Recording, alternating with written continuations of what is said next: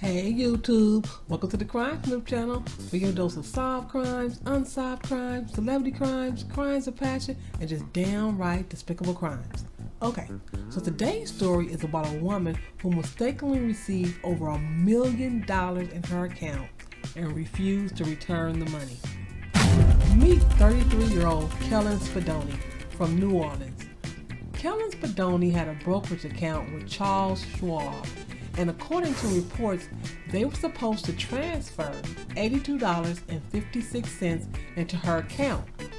But instead, they mistakenly transferred, wait for it, $1,205,619 into her account.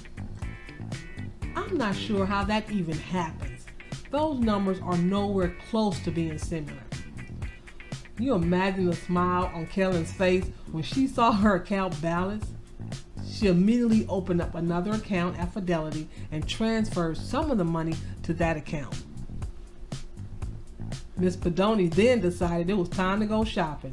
She purchased her house and a new SUV. According to Charles Schwab, when they made an attempt to reclaim the money, the request was rejected because the money was no longer available in the account.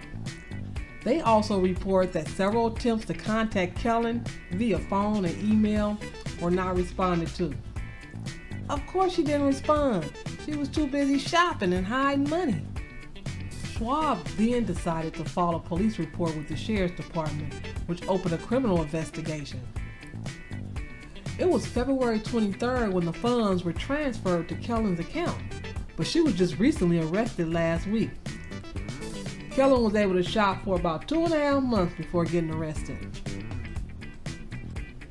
She is currently in custody on charges of theft, bank fraud, and illegal transmission of monetary funds. The Sheriff's Department contends that although the money was transferred into her account, she has no legal claim to the money. Her bail is set at $50,000. I wonder will she be able to make bail? Maybe she has some money stashed away somewhere. Ms. Spadoni also lost her job as a dispatcher for the Sheriff's Department that she held for 4.5 years. Approximately $900,000 of the money was returned. So Kellen's shopping spree totaled a little bit more than $300,000. But Charles Schwab, they're filing a lawsuit against Ms. Spadoni to recover the rest of the money. They state there's a clause in her account contract that states any overpayments must be returned. Kellen Spadoni, you had to know this would catch up to you. Did you think that Charles Schwab would just roll over and take a loss for over $1 million?